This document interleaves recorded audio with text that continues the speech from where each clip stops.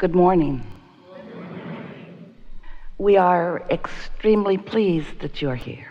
It is good to come together for the purpose of co-creating. Do you agree? Yes. It is really co-creation at its best. You're knowing what you are wanting? Yes. Are you enjoying the expansion of your own desire? Yes. So you get what you think about, whether you want it or not. Well, the reason that there could ever be competing points of attraction within you is for this reason. Before you came into this physical body, you were source energy. And even after part of that source energy came into your physical body, you are still source energy. That non-physical part of you still exists as a powerful point of attraction. That's the ongoing, eternal, never-ending you. So as you come into your personality and you live your physical life experience out here on this manifested edge, you see what you don't want and you see what you do want, and when you know what you don't want, you launch a rocket of desire about what you do want. So this non-physical point of view, this non-physical point of you continues to expand, and law of attraction continues to respond to that point of view, to that expansion. So when life shows you that you prefer something, especially something that is shown to you over and over and over again, you keep coming to that new conclusion again and again and again. As this desire continues to radiate from you, your non-physical point of view becomes greater and greater and greater, and law of attraction is responding to that. Now, if you never had an opposing belief to your own desire, then you, in your human personality, would be a perfect vibrational match to your desire. There would be one point of attraction and one point of attraction only. Your desire would feel wonderful to you right from the beginning of it, and you would be on a steady course of unfolding about it. In other words, you would be in the receiving mode, and never-ending things would be presented to you to let you know about the becoming of your desire. But because you came into this physical body with great intent, and because there are those things that you don't want and those things that you do want, and because it is a deciphering process for you to come to your clarity about what you prefer, then there is the not just possibility, not just probability, but the certainty that you're going to have some of what you want and some of what you don't want active in your vibration. And your work as a deliberate creator is that once you figure it out, to then give more of your attention. In fact, it would be nice if it could be your undivided attention toward what you do want instead of to what you don't want. When life shows you that you want more freedom and not bondage, you must focus upon the aspects of freedom in order to be a match to it. If life shows you that in that quest for freedom that you desire more prosperity, then you must be a match to the prosperity rather than a match to the not having enough. Every particle of the universe contains that which is wanted and absence of it. That's just the way that it works. So if you have a desire for something and you're contradicting it by your awareness of what is, by your awareness of what has not come about yet, then you slow the process way, way down. And this is the part that we really want you to hear. We haven't talked about this with this clarity and these words before.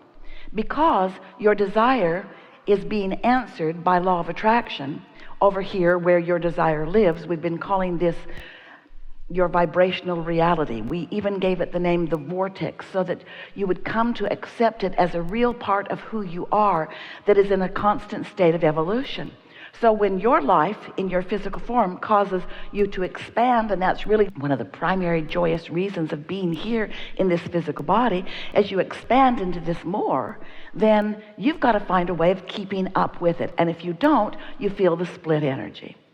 So today we'll be talking quite a bit about that split energy, about how to manage your own vibration. Vibration, vibration, vibration. It must seem annoying to you to hear the word vibration, vibration, vibration over and over and over and over and over and over again. Esther was sitting at the airport in San Diego the other day, she'd moved over there and she'd moved over there.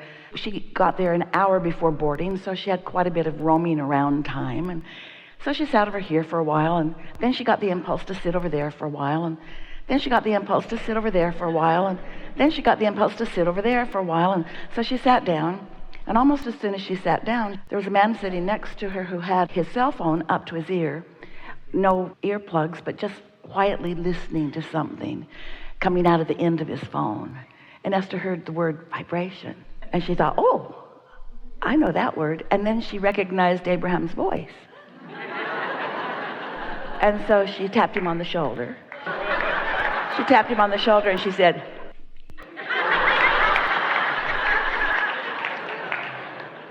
and he said, my daughter has been wanting me to listen to this, and so I'm just now doing this. And he said, and now I'm a believer.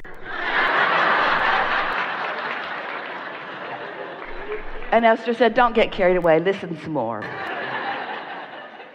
It was a wonderful vibrational law of attraction moment for both of them, really.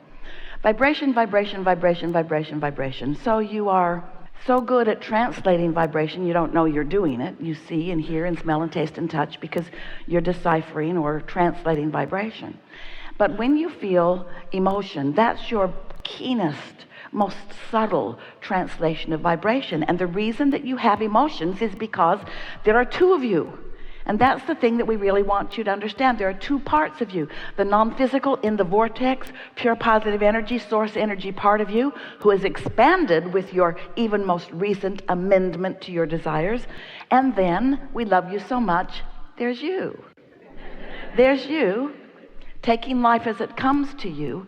But often, when life shows you that you want something, we love you so much, often you spend more time explaining to yourself and others why you need this improvement in your life, which holds you in vibrational alignment with its absence.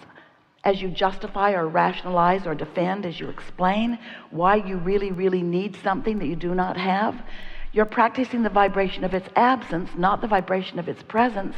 And that's why sometimes your desires don't feel good to you in the way that we want them to. So, we're just going to explain something to you briefly, and then off we'll go talking about whatever it is you want to talk about.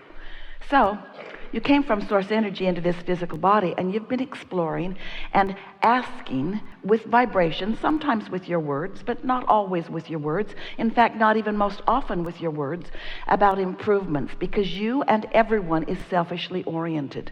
And by that we mean you can really only perceive through the perspective of yourself. So as you advocate for yourself by preferring this and this and this, that's what we're calling step one. The contrast causes you to ask, and you're launching these rockets of desire. And step two is that the source energy part of you and all those who are gathered there receive what you're asking for, focus upon it, and become a vibrational advocate for that, which means hold the vibrational focus upon it. And law of attraction is responding then to that which you are asking for. So in this vibrational reality, your desires are becoming. In fact, they have become so significantly that we can tell you unequivocally that you have enough in your vortex to keep you busy for 20 or 30 lifetimes in terms of manifestations unfolding. It's a wonderful thing that you've got going on here. But you've got to do the step three part. You're over here in your physical form, using your physical senses to observe your physical environment. And often you're noticing the absence of something that you want. And in doing so, you're keeping yourself apart from who you really are. And that does not feel good. And that's what negative emotion is. So we like to say it's a little bit like you've got a desire, so you put a big engine on the desire end of your track. You're a train on a track, level field. Put a desire over there, and that desire starts moving toward, the engine starts moving. Your whole train starts moving toward your desire. But then you realize that you don't have it yet, so you plunk another engine down going in the opposite direction. And then you want it more, so you put another engine going that way, and then you take score of where you are again, and you put another engine going that way. And without even realizing it, you're asking and doubting and asking and doubting and asking and not believing and asking and not believing and asking and not believing and asking of source, and then talking to your friends about where you are. And in your taking score, you keep contradicting your own desires. And that's what that tension is within you that we are describing as negative emotion. So negative emotion is your indicator. It's not a bad thing. It's an indicator. It's like the gas gauge on your vehicle. You don't put a happy face sticker over it because you don't want to face the fact that your tank is empty. And we don't want you to put a smile on your face and pretend that you're happy when you're not. We don't want you to pretend that you feel good when you don't, because the universe is not responding to your hypocrisy. The universe is responding to your real vibration, which is evidenced by your real feeling. So when you behave yourself, that doesn't count. When you perform the way others expect you to perform, even though you don't feel good in your solar plexus, it does not improve your point of attraction. You really got to get happy. You really got to find a way. You must find a way to be a vibrational match to what you're wanting. So we'll talk a lot today about how you bring that about, how you are aware of your balance of energies and what to do about them. The most significant thing that we want you to hear from us. You've been listening to us for a while? Well, then we're going to tell you something that you have not heard us emphasize much. Just recently, we're really giving this to you in a strong, strong way. When you are wanting something different than you have, the usual reason that it doesn't unfold quickly for you is because of your incessant attention upon what is. And we understand why what is so interesting, because you can see it and hear it and smell it and taste it and touch it. And we understand why the vortex version that is in the state of becoming might seem less interesting to you, because it has not yet turned into things. It's in vibrational form, it's in the state of becoming, but it hasn't come out where you can see it yet. And you're addicted to what you can see and hear and smell and taste and touch, so much so that you would rather think about and talk about what you can see and hear and smell and taste and touch, rather than only about what you can feel, even though everything that you want is over here in this vibrational reality in the process of becoming. So for a while we were explaining to you about this vibrational reality. We called it a vortex. We wrote a whole book about it, 2 of them in fact, to help you to accept that it is a real state of existence. And then you began saying things to us like, Abraham, we'll play your silly game and we'll accept that there's something over there that we can't see. We'll try to believe you. We'll try to have faith about it. But really, Abraham, just tell me, how do I get my money out of the vortex and into the bank? How does this vibration become a reality for me where I can experience it and where others can see it too? And so then we began saying, what you're talking about is your whole reason for being out here on this leading edge. Of course you prefer to see it and hear it and smell it and taste it and touch it, because that's the manifested form in its fullness. That's what you came for. You are powerful and deliberate creators, and you want the full manifestation of things. That's natural to you. But you cannot ever get to the full manifestation of your desire if you are focused upon what is. And you cannot work it out here in the physical manifestation. So watch these visuals that we are presenting. Here is the vortex, and here is where your inner being stands. And here is the vibration that is pure, and here is where everything that you want is. But it's in vibrational form, and you must be the receiver. You must be the allower. You are the one who will perceive it. You are the one who will interpret it. You've got to get in the receiving mode. Step 1 is you ask. Step 2 is source answers. Step 3 is you must get into the allowing or receiving mode, which means you have to be in a vibrational frequency where the thoughts and impulses occur to you.